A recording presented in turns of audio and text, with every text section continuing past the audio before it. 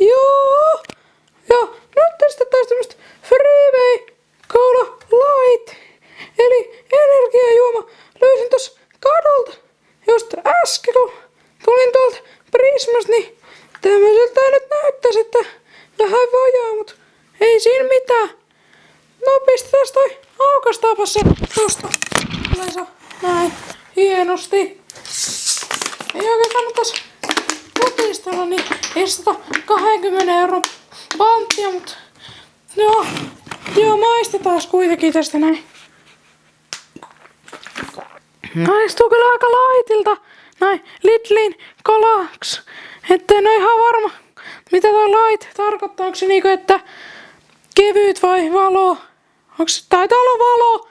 Mut maistetaan vielä kerran.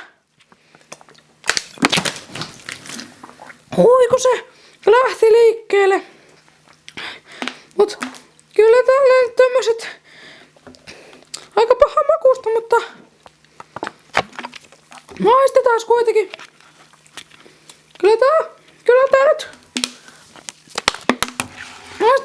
maistuu jotenkin jännillä, mutta jos mä hakisin tuolta tommosen lasiin kuitenkin, niin tietäis, että maistuuko se vähän paremmalle. Niin kuin jotkut sanoo, ettei se tosta pullosta maistu millekään, niin otetaanpas tosta tommonen lasi.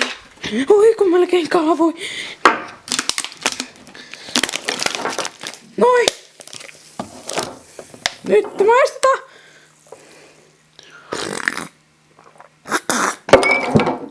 Oi kun sekin tipahti. No, annetaan nyt vielä tosta tommoset pienet testimaistelut. 5/5.